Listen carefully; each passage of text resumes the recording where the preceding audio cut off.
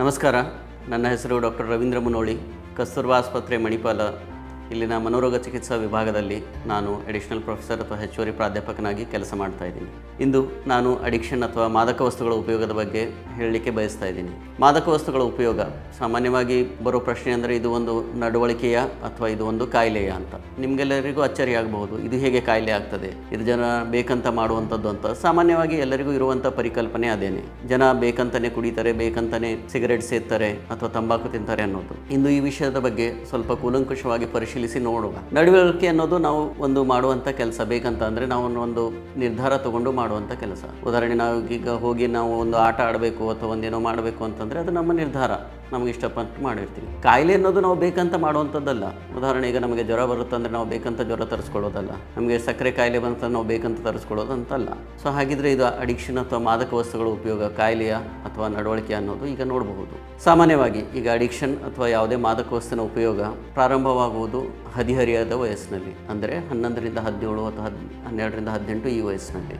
ಇದೇ ವಯಸ್ಸಿನಲ್ಲಿ ಯಾಕೆ ಪ್ರಾರಂಭವಾಗುತ್ತೆ ಅನ್ನೋದು ಎಲ್ಲರಿಗೂ ಅಚ್ಚರಿ ಆಗ್ಬೋದು. ಯಾಕಂದರೆ ಈ ವಯಸ್ಸಿನಲ್ಲಿ ಬೆಳೀತಾ ಇರುವಂಥ ಮಗು ಒಬ್ಬ ವ್ಯಕ್ತಿಯಾಗಿ ಮಾರ್ಪಾಡಾಗಲಿಕ್ಕೆ ಶುರು ಆಗುವಂಥದ್ದು, ಅಂದರೆ ಪ್ರಬುದ್ಧ ತರುಣ ಅವಸ್ಥೆಯಲ್ಲಿರುವಂಥದ್ದು. ನಾನು ಒಬ್ಬ ವ್ಯಕ್ತಿ ಅಂತ ಎಸ್ಟಾಬ್ಲಿಷ್ ಆಗಬೇಕಂದ್ರೆ ನನ್ನ ಪ್ರಭುತ್ವ ಸಾಧಿಸಬೇಕು ಅನ್ನೋದು. ಹಾಗಿದ್ದಾಗ ನಮ್ಮ ದೇಹದಲ್ಲಿ ವಿವಿಧ ಹಾರ್ಮೋನ್ಗಳ ಬದಲಾವಣೆ ಆಗುತ್ತೆ. ಆಗ ಹೊಸದು ರಿಸ್ಕ್ ಟೇಕಿಂಗ್ ಅಂತ ಹೇಳ್ತೀವಿ, ಅಂದರೆ ಹೊಸದೇನೋ ಪ್ರಯತ್ನ ಮಾಡೋದು, ಮಾಡಿ ನೋಡುವ ಏನಾಗುತ್ತೆ ಅನ್ನುವಂಥ ಪ್ರವೃತ್ತಿ ಬಂದಿರ್ತದೆ. ಹಾಗಿದ್ದಾಗ ನಮಗೆ ಪೂರಕ ವಾತಾವರಣ ಇರುವಂಥದ್ದು. ಯಾಕಂದರೆ ಸ್ವಲ್ಪ ಸ್ವತಂತ್ರತೆ ಇರ್ತದೆ. ನನ್ನ ಗೆಳೆಯರು ಏನೋ ಮಾಡ್ತಾ ಇದ್ದಾರೆ, ಅವರು ಸಿಗರೇಟ್ ಎಳಿತಾ ಇದ್ದಾರೆ ಅಥವಾ ಗುಟ್ಕಾ ತಿಂತಾ ಇದ್ದಾರೆ, ಅಥವಾ ಯಾರೋ ಹೇಳಿರ್ತಾರೆ ಒಂದು ಸಾರಿ ಮಾಡಿ ನೋಡು, ಅಥವಾ ಮಾಧ್ಯಮದಲ್ಲಿ ಕಂಡಿರ್ತಾರೆ ಹೀರೋ ಒಬ್ಬ ಸಿಗರೇಟ್ ಎಳೆಯೋದನ್ನು ನೋಡಿರ್ತಾರೆ, ಅಥವಾ ಯಾರೋ ಕುಡಿಯೋದನ್ನು, ಅದನ್ನು ವೈಭವೀಕರಣ ಮಾಡಲಾಗ್ತದೆ ಸಿನಿಮಾಗಳಲ್ಲಾಗಲಿ ಧಾರಾವಾಹಿಗಳಲ್ಲಾಗಲಿ. ಇದಲ್ಲದೆ ಕೂಡ ನೀವು ಯಾವುದೇ ಚಲನಚಿತ್ರದ ಒಂದು ಭಿತ್ತಿಪತ್ರ ಅಥವಾ ಪೋಸ್ಟರ್ ಅಂತ ಏನು ಹೇಳ್ತೀವಿ ನೋಡಿದರೂ ಕೂಡ ಅದರಲ್ಲಿ ಮುಖ್ಯವಾಗಿ ತೋರಿಸೋದು ಒಬ್ಬ ನಾಯಕನನ್ನು ಒಬ್ಬ ಆ್ಯಂಗ್ರಿ ಅಥವಾ ಸಿಟ್ಟಿನ ರೂಪದಲ್ಲಿ ಬಾಯಲ್ಲಿ ಒಂದು ಸಿಗರೇಟ್ ಇಂಥದ್ದೆಲ್ಲ ತೋರಿಸುವಂಥದ್ದು. ಇದು ಈ ಬೆಳೆಯುವ ವಯಸ್ಸಿನ ಮಕ್ಕಳಲ್ಲಿ ಒಂದು ಪ್ರಭಾವ ಏನು ಬೀಳುತ್ತಂದರೆ ನಾಯಕತ್ವ ಅಂದರೆ ಇದು ಅಂತ ಅನ್ನೋಂಥ ಸಿಗುತ್ತೆ. ಅಂದರೆ ನಾನು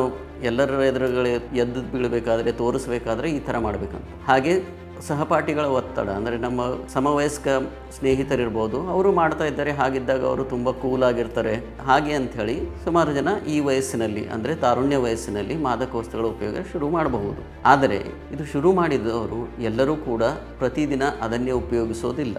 ಉದಾಹರಣೆ, 100 ಜನ ತಾರುಣ್ಯ ವಯಸ್ಸಿನಲ್ಲಿ ಸಿಗರೇಟ್ ಸೇದಿದವರು, ಆ 100 ಜನ ಜೀವನ ಇಡೀ ದಿನ ಸಿಗರೇಟ್ ಸೇದ್ತಾರೆ ಅಂತಲ್ಲ. ಅದು ಸುಮಾರು ಜನರಲ್ಲಿ ನಿಲ್ಲಬಹುದು ಅಥವಾ ಒಂದು 10 ಜನರಲ್ಲಿ ದಿನ ರೀತಿಯಲ್ಲಿ ಪರಿವರ್ತನೆ ಆಗ್ಬೋದು. ಈ 10 ಜನರಲ್ಲಿ ದಿನ ಹೀಗೆ ಉಪಯೋಗ ಆಗ್ತದೆ. ಮದ್ಯಪಾನ ಇರ್ಬೋದು, ಗಾಂಜಾ ಇರ್ಬೋದು, ಯಾವುದೇ ಇರ್ಬೋದು. ಅದಕ್ಕೆ ಕಾರಣ ಇರುವಂಥದ್ದು ಕಾಯಿಲೆ ಅಂತ ಹೇಳುವಂಥದ್ದು ನಾವು. ಹಾಗಾಗಿ ಮಾದಕ ವಸ್ತುಗಳ ಉಪಯೋಗ ಪ್ರತಿದಿನ ಯಾರು ಉಪಯೋಗಿಸ್ತಾ ಇದ್ದಾರೆ, ಹೌದಾ, ಅದು ಇಲ್ಲದೇ ಆಗೋದಿಲ್ಲ, ಅವರನ್ನು ನಾವು ಅವಲಂಬಿತ ಅಥವಾ ಡಿಪೆಂಡೆನ್ಸ್ ಅಂತ ಹೇಳ್ತೀವಿ. ಮಾದಕ ವಸ್ತುಗಳ ಅವಲಂಬನೆ ಅಥವಾ ಸಬ್ಸ್ಟೆನ್ಸ್ ಯೂಸ್ ಅಡಿಕ್ಷನ್ ಅಥವಾ ಸಬ್ಸ್ಟೆನ್ಸ್ ಯೂಸ್ ಡಿಪೆಂಡೆನ್ಸ್ ಅಂತ ಹೇಳ್ತೀವಿ. ಇದು ಒಂದು ಕಾಯಿಲೆ. ಹಾಗೆ ನಿಮಗೆ ಅಚ್ಚರಿ ಆಗ್ಬೋದು, ಕಾಯಿಲೆ ಅಂತ ಯಾಕೆ ಹೇಳ್ತಾ ಇದ್ದಾರೆ ಈ ಡಾಕ್ಟ್ರು ಅಂತ. ನೋಡಿ, ಈಗ ನಾನು ಮುಂಚೆನೇ ಹೇಳಿದಾಗೆ 100 ಜನರಲ್ಲಿ 10 ಜನ ಮಾತ್ರ ದಿನ ಉಪಯೋಗಿಸ್ಬೋದು ಅಂತ. ಆ 10 ಜನರ ನಮ್ಮ ಹೆಚ್ಚಿನ ಮಾಹಿತಿ ತಗೊಂಡಾಗ ಕಂಡು ಬರುವಂಥದ್ದಂದ್ರೆ ಕೆಲವೊಂದು ಬಯೋಲಾಜಿಕಲ್ ಫ್ಯಾಕ್ಟರ್ಸ್ ಅಂದರೆ ಜೈವಿಕ ಅಂಶಗಳು, ಕೆಲವೊಮ್ಮೆ ಸೈಕಲಾಜಿಕಲ್ ಫ್ಯಾಕ್ಟರ್ಸ್ ಅಂದರೆ ಮನೋವೈಜ್ಞಾನಿಕ ಅಂಶಗಳು, ಮತ್ತು ಸೋಷಿಯಲ್ ಫ್ಯಾಕ್ಟರ್ಸ್ ಅಂತ ಹೇಳ್ತೀವಿ ಅಂದರೆ ಸಾಮಾಜಿಕ ಅಂಶಗಳು. ಬಯೋಲಾಜಿಕಲ್, ಸೈಕಲಾಜಿಕಲ್, ಸೋಷಿಯಲ್ 3 ಅಂಶಗಳು ಕೂಡು ಬಂದು ಒಂದು ಕಾಯಿಲೆ ಪ್ರಮಾಣದಲ್ಲಿ ಹೊರಹೊಮ್ಮುತ್ತದೆ. ಬಯೋಲಾಜಿಕಲ್ ಅಂತ ಹೇಳಿದೆ, ಹಾಗಂತಂದರೆ ಪ್ರಮುಖವಾಗಿ ಕಂಡುಬರುವ ಕಾರಣ ಅಂದರೆ ಆನುವಂಶಿಕತೆ. ಉದಾಹರಣೆಗೆ, ಈಗ ಅಪ್ಪ ಅಮ್ಮರಿಗೆ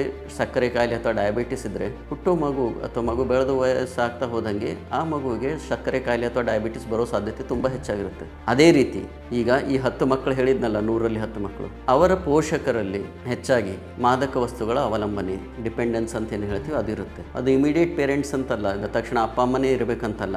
ಅಪ್ಪನ ಅಣ್ಣ ತಮ್ಮ ಅಕ್ಕ ತಂಗಿ ಅವರು ಇರ್ಬೋದು, ಅಮ್ಮನ ಫ್ಯಾಮಿಲಿ ಸೈಡ್ ಇರ್ಬೋದು, ಅಥವಾ ಅಜ್ಜ ಅಥವಾ ಇದು, ಅವರಲ್ಲಿ ಏನು ಅನುವಂಶಿಕತೆ ಇದೆ. ಈಗ ಮಾಡೋ ನಡವಳಿಕೆ ಬರೀ ನಡವಳಿಕೆ ಇಲ್ಲ, ಅವರಲ್ಲಿ ಏನು ಅನುವಂಶಿಕತೆ ಇದೆ, ಜೀನ್ಸ್ ಅಂತ ಏನು ಹೇಳ್ತೀವಲ್ಲ, ಅದು ಮುಂದಿನ ಸಂತತಿಗೆ ಹೋಗುವಂಥದ್ದು. ಹಾಗಿದ್ದಾಗ ಅವರು ಅದೇ ಜೀನ್ಸನ್ನು ಪಡ್ಕೊಂಡು ಹುಟ್ಟಿ ಬೆಳೀತಾ ಇರುವಂಥದ್ದು. ಈಗ ಸಕ್ಕರೆ ಕಾಯಿಲೆ ಹೇಳಿದ್ನಲ್ಲ, ಅದೇ ಜೀನ್ಸ್ ಹೇಗೆ ಬರುತ್ತೆ, ಇದು ಕೂಡ ಇದು ಜೀನ್ಸ್ ಪ್ರಕಾರ. ಆದರೆ ಎಲ್ಲ ತಂದೆ ಪೋಷಕರು ಕುಡಿಯೋರ ಮಕ್ಕಳು ಕುಡಿತಾರೆ ಅಂತಲ್ಲ, ಅದಕ್ಕೆ ಪೂರಕ ವಾತಾವರಣ ಸಿಗ್ತಾ ಹೋದಂಗೆ ಅವರು ಈ ಮಕ್ಕಳು ಕುಡಿಯೋ ಸಾಧ್ಯತೆ ಅಥವಾ ತಂಬಾಕು ಬಿಡಿ ಗುಟ್ಕಾ ಉಪಯೋಗಿಸೋ ಸಾಧ್ಯತೆ ಹೆಚ್ಚಿಗಾಗ್ತದೆ. ಪೂರಕ ವಾತಾವರಣ ಅಂದರೆ ಏನು ಅಂತ ಹೇಳ್ಬೋದು ನೀವು. ಈಗ ಆನುವಂಶಿಕತೆ ಆಲ್ರೆಡಿ ಇದೆ. ಈಗ 100 ಮಕ್ಕಳಲ್ಲಿ 10 ಮಕ್ಕಳ ತಂದೆಯರು ದಿನ ಕುಡಿತಾರೆ. ಈಗ ಇವರಿಗೆ ಪೂರಕ ವಾತಾವರಣ ಅಂತಂದರೆ ಅರ್ಲಿ ಎಕ್ಸ್ಪೋಜರ್ ಅಂತ ಹೇಳ್ತೀವಿ. ಅಂದರೆ ಮದ್ಯಪಾನ ಸಿಗುತ್ತದೆ, ಮದ್ಯ ಸಿಗ್ತಾ ಇರ್ತದೆ, ಆಲ್ಕೋಹಾಲ್ ಸಿಗ್ತಾ ಇದೆ, ಕ್ಯಾನಬಿಸ್ ಸಿಗ್ತಾ ಇದೆ. ನಮ್ಮ ಸಮಾಜದಲ್ಲಿ ನಾರ್ಮ್, ಉದಾಹರಣೆ ಯಾವುದೋ ಒಂದು ಫಂಕ್ಷನಲ್ಲಿದೆ, ಅಲ್ಲಿ ಎಲ್ಲರೂ ಕುಡಿತಾ ಇದ್ದಾರೆ. ಪೂರಕ ವಾತಾವರಣ, ಅದನ್ನು ತಪ್ಪು ಅಥವಾ ಅದನ್ನು ಮಾಡಬಾರ್ದು ಅನ್ನೋ ಸಂದೇಶ ಹೋಗೋದಿಲ್ಲ. ಮದುವೆ ಫಂಕ್ಷನಲ್ಲಿ ಅಪ್ಪ ಅಮ್ಮ ಕುಡಿತಾ ಇದ್ದಾರೆ, ಸಂಬಂಧಿಕರು ಕುಡಿತಾ ಇದ್ದಾರೆ. ಬೆಳೆಯೋ ಮಗು ಮೆದುಳಿನಲ್ಲಿ ಬರುವಂಥದ್ದು ಏನಂದರೆ ಇದು ಒಂದು ಸಹಜವಾದಂಥದ್ದು, ಇದರಲ್ಲೇನು ತಪ್ಪಿಲ್ಲ, ಇದೇನು ಕಾಯಿಲೆ ಇಲ್ಲ, ಇದರಿಂದ ಏನು ಪ್ರಾಬ್ಲಮ್ ಆಗೋದಿಲ್ಲ ಅಂತ ಭಾವನೆ ಮಾಡ್ಕೊಳ್ತದೆ. ಇದು ಪೂರಕ ವಾತಾವರಣ. ಹಾಗೆ ಅವೈಲೇಬಿಲಿಟಿ ಅಂತ ಹೇಳ್ತೀವಿ, ಅಂದರೆ ಕೆಲವೊಂದು ರಾಜ್ಯಗಳಲ್ಲಿ ಮದ್ಯ ಅದೆಲ್ಲ ಬ್ಯಾನ್ ಮಾಡಿದ್ದು ನಿಮಗೂ ಗೊತ್ತಿದೆ, ಆಲ್ಕೋಹಾಲ್ ಎಲ್ಲ.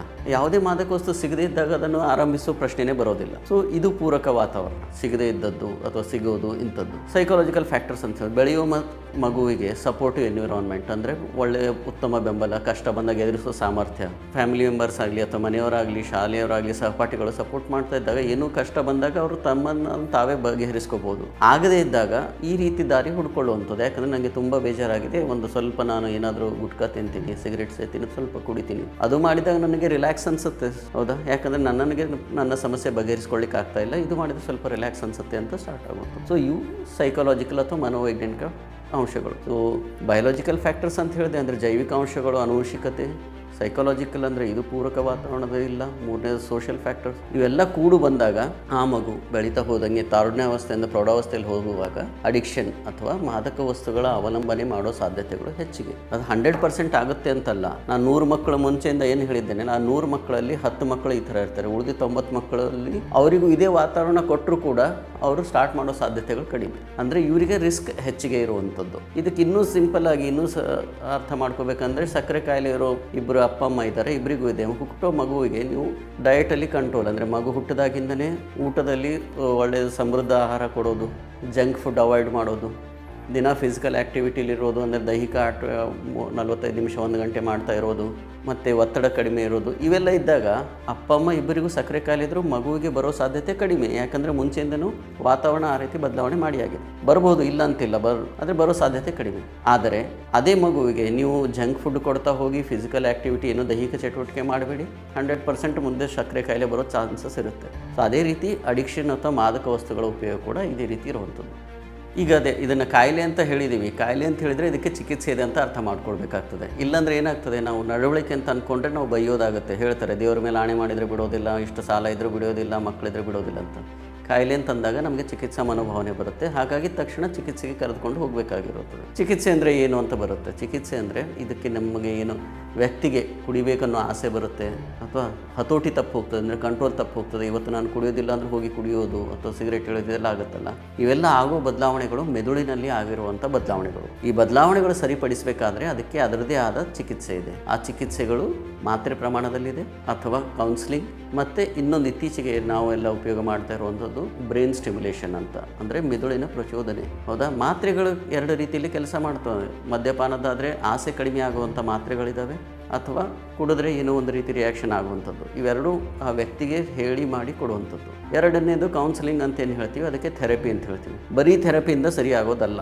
ಹೌದಾ? ಅದು ಪೂರಕ ಟ್ರೀಟ್ಮೆಂಟ್ ಅಷ್ಟೇ. ನಮ್ಮ ಮಾತ್ರೆ ಮತ್ತು ಇದು ನಮ್ಮ ಥೆರಪಿ ಎರಡೂ ಕೂಡಿಸಿ ನಾವು ಟ್ರೀಟ್ಮೆಂಟ್ ಕೊಟ್ಟಾಗ ಆ ವ್ಯಕ್ತಿ ಮಾದಕ ವಸ್ತುಗಳಿಂದ ಹೊರಬರಲಿಕ್ಕೆ ತುಂಬ ಸಾಧ್ಯತೆಗಳಿದೆ. ಮೂರನೇದು ನಾನು ಹೇಳಿದ್ದೆ ಬ್ರೈನ್ ಸ್ಟಿಮ್ಯುಲೇಷನ್ ಅಂತ. ಬ್ರೈನ್ ಸ್ಟಿಮ್ಯುಲೇಷನ್ ಅಂದರೆ, ಈಗ ನಾವು ಹೇಳಿದ್ದು ಇದು ಮೆದುಳಿನ ಕಾಯಿಲೆ ಅಂತ, ನಡವಳಿಕೆಯೆಲ್ಲ ಮೆದುಳಿನ ಕಾಯಿಲೆ, ಸ್ಪಷ್ಟವಾಗಿ ಅರ್ಥ ಮಾಡ್ಕೊಳ್ಳಿ. ಹಾಗಿದ್ರೆ ಮೆದುಳಿನ ಕೆಲವು ಭಾಗಗಳಲ್ಲಿ ನಮ್ಮ ಆಸೆ, ಆಮಿಷ, ನಮ್ಮ ಕಂಟ್ರೋಲ್ ತಪ್ಪೋದು ಇವೆಲ್ಲ ಆಗುತ್ತೆ. ಸೊ ನೇರವಾಗಿ ಇತ್ತೀಚಿನ ಸಂಶೋಧನೆ ಪ್ರಕಾರ ನೇರವಾಗಿ ನಾವು ಮೆದುಳಿನ ಅದೇ ಭಾಗಕ್ಕೆ ಅದನ್ನು ಸಪ್ರೆಸ್ ಮಾಡೋದು, ಅಂದರೆ ಕುಂಠಿತಗೊಳಿಸೋದು. ನಮಗೆ ಪ್ರಚೋದನೆ ಬರುತ್ತೆ, ನಾನು ಕುಡಿಬೇಕನ್ನೋದು, ಅದನ್ನು ಸಪ್ರೆಸ್ ಮಾಡೋದು. ಅದನ್ನು ನಾನು ಕಂಟ್ರೋಲಲ್ಲಿ ಇರಬೇಕನ್ನೋ ಭಾಗವನ್ನು ಪ್ರಚೋದನೆ ಮಾಡೋದು. ಆ ಮೆದುಳಿನ ಭಾಗಗಳನ್ನು ನಾವು ಗುರುತುಪಡಿಸಿ ಅದಕ್ಕೆ ಮ್ಯಾಗ್ನೆಟಿಕ್ ಟ್ರೀಟ್ಮೆಂಟ್ ಅಂತ ಹೇಳ್ತೀವಿ. ಅಂದರೆ ಅಯಸ್ಕಾಂತೀಯ ಕಾಯಿಲ್ ಇರ್ತದೆ, ಅದರಿಂದ ನೇರವಾಗಿ ಅದು ಮೆದುಳಿನ ಆ ಭಾಗದಲ್ಲಿತ್ತು 5 ನಿಮಿಷ ದಿನಕ್ಕೆ 5 ಸರಿ ಅಂತ 1 ವಾರ ಪ್ರಚೋದನೆ ಕೊಡ್ತೀವಿ. ಹಾಗಿದ್ದಾಗ ತ್ವರಿತವಾಗಿ, ಅಂದರೆ ತುಂಬ ರ್ಯಾಪಿಡಾಗಿ ಇದು ಆಸೆ ಬರೋದು ಅಥವಾ ಮತ್ತೆ ನನ್ನ ಕಂಟ್ರೋಲಲ್ಲಿ ತಪ್ಪು ಹೋಗೋದು, ಇದೆಲ್ಲ ಪೂರ್ತಿ ಕ್ಲಿಯರ್ ಆಗುತ್ತೆ. ಸೊ ಹಾಗಾಗಿ ಇದಕ್ಕೆ ಟ್ರೀಟ್ಮೆಂಟ್ ಲಭ್ಯವಿದೆ. ಇದಲ್ಲದೆ ಇನ್ನೂ ಕೆಲವೊಂದು ಮಾರ್ಪಾಡು ಮಾಡಬೇಕಾಗ್ತದೆ. ನಾನು ಹೇಳಿದ್ದೆ, ಬಯೋಲಾಜಿಕಲ್ ಅಷ್ಟೇ ಅಲ್ಲ, ಸೈಕಾಲಜಿಕಲ್ ಮತ್ತು ಸೋಷಿಯಲ್, ಅಂದರೆ ಮನೋವೈಜ್ಞಾನಿಕ ಮತ್ತು ಸಾಮಾಜಿಕ ಬದಲಾವಣೆಗಳು, ಕಾರಣಗಳು ಇದಾವಂತ ಬದಲಾವಣೆಗಳು ಅದರಲ್ಲೂ ಬೇಕು. ಪೂರಕ ವಾತಾವರಣ, ಮನೆಯವರು ಬದಲಾವಣೆ ಮಾಡ್ಕೋಬೇಕು, ಕೆಲಸದ ವಾತಾವರಣ ಬದಲಾವಣೆ ಮಾಡ್ಕೋಬೇಕು. ವ್ಯಕ್ತಿ ಮಾದಕ ವಸ್ತುವಿಂದ ಹೊರಗೆ ಬರೋದಾದರೆ ಅದಕ್ಕೆ ಸಪೋರ್ಟಿವ್, ಅಂದರೆ ಪೂರಕವಾಗಿ ಎಲ್ಲರೂ ನಿಲ್ಲಬೇಕು. ಬೈಯೋದಲ್ಲ, ನೀನು ಬಿಟ್ಟಿದೆಯಾ ಮತ್ತೆ ಒಂದು ಸರಿ ಕುಡಿದಿದೆ ಅಂತಲ್ಲ. ಈಗ ಶುಗರ್ ಕಾಯಿಲೆ ಹೇಗೆ ಟ್ರೀಟ್ಮೆಂಟ್ ಇದ್ದರೂ ಮಧ್ಯೆ ಮಧ್ಯೆ ಕಂಟ್ರೋಲ್ ತಪ್ಪುತ್ತಲ್ಲ, ಅಡಿಕ್ಷನು ಹಾಗೆ. ಟ್ರೀಟ್ಮೆಂಟ್ ಇದ್ದರೂ ಒಂದು 3 ತಿಂಗಳು ಬಿಡ್ತಾರೆ, ಮತ್ತೆ ಒಮ್ಮೆ ಕುಡಿತಾರೆ, ಹಾಗಿದ್ರೆ ಟ್ರೀಟ್ಮೆಂಟ್ ಫೇಲ್ಯೂರ್ ಅಂತಲ್ಲ, ಅದು ಒಂದು ಪ್ರೊಸೆಸ್. 1 ವರ್ಷದವರೆಗೆ ಮಧ್ಯೆ 1-2 ಸರಿ ಹೀಗಾದರೂ ಕೂಡ ಕೊನೆಗೆ ಪರ್ಮನೆಂಟ್ ಆಗಿ ನಿಲ್ಲೋ ಸಾಧ್ಯತೆಗಳು ಹೆಚ್ಚಿಗಿರುತ್ತೆ. ಈಗ ದಿನಾ ವ್ಯಕ್ತಿ ಕುಡಿಯೋನು ತಿಂಗಳಿಗೊಮ್ಮೆ ಕುಡಿತಾ ಇದ್ದಾನೆ ಅಂದರೆ ಅದು ಕೂಡ ಒಂದು ಅಚೀವ್ಮೆಂಟ್ ಅಥವಾ ಸಕ್ಸಸ್ ಅಂತೇಳಿ ತಗೋಬೇಕಾಗ್ತದೆ ನಾವು. ಇಲ್ಲ ನೀವು ಲೈಫ್ ಲಾಂಗ್ ಒಂದು ಸರಿ ಕುಡಿತಾ ಇದ್ರೆ ಮತ್ತೆ ಬಿಡಲಿಕ್ಕೆ ಇಲ್ಲಂತಿಲ್ಲ. ಟ್ರೀಟ್ಮೆಂಟ್ ಆಗುತ್ತೆ, ಆದರೆ ಅದಕ್ಕೆ ನಿರಂತರವಾಗಿ ಬೆಂಬಲವಾಗಿ ಎಲ್ಲರೂ ನಿಲ್ಲಬೇಕಾಗುತ್ತೆ. ಅದರ ಜೊತೆಗೆ ನಿಯಮಿತವಾಗಿ ಅಂದರೆ ರೆಗ್ಯುಲರ್ ಆಗಿ ಪ್ರತಿ ತಿಂಗಳು ನಿಮ್ಮ ಮನೋವೈದ್ಯರ ಹತ್ರ ಹೋಗಿ ಚಿಕಿತ್ಸೆ ಪಡೆಯೋದು ಮುಖ್ಯ.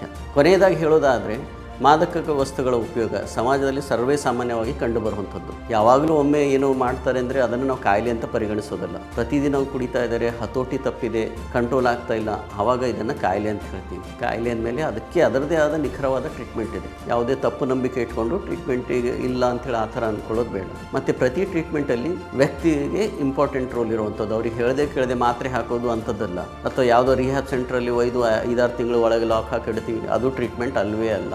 ಮಾದಕ ವಸ್ತುಗಳ ಉಪಯೋಗಗಳಲ್ಲಿ 1,000 ಜನ ಇದ್ದರೆ ಅವರಲ್ಲಿ 1-2 ರಿಹ್ಯಾಬಿಲಿಟೇಷನ್ ಟೈಪ್ ಟ್ರೀಟ್ಮೆಂಟ್ ಬೇಕಾಗಬಹುದು. ಉಳಿದವರಿಗೆ ಎಲ್ಲರಿಗೂ OPDಯಲ್ಲಿ ಅಂದರೆ ಹೊರರೋಗಿ ಚಿಕಿತ್ಸೆಯಾಗಿ ಅಥವಾ ಒಳರೋಗಿ ಚಿಕಿತ್ಸೆಯಾಗಿ ಟ್ರೀಟ್ಮೆಂಟ್ ಮಾಡುವಂಥದ್ದು. ಕೊನೆಯದಾಗಿ ಮಾದಕ ವಸ್ತುಗಳ ಉಪಯೋಗ ಒಂದು ಕಾಯಿಲೆ ಅಂತ ಅರ್ಥ ಮಾಡ್ಕೊಳ್ಳಿ, ಅದಕ್ಕೆ ಚಿಕಿತ್ಸೆ ಇದೆ. ಆ ಚಿಕಿತ್ಸೆಗಾಗಿ ನೀವು ಮನೋವೈದ್ಯರನ್ನು ಕಾಣುವುದು ತುಂಬ ಅವಶ್ಯಕವಾಗಿದೆ. ಧನ್ಯವಾದಗಳು.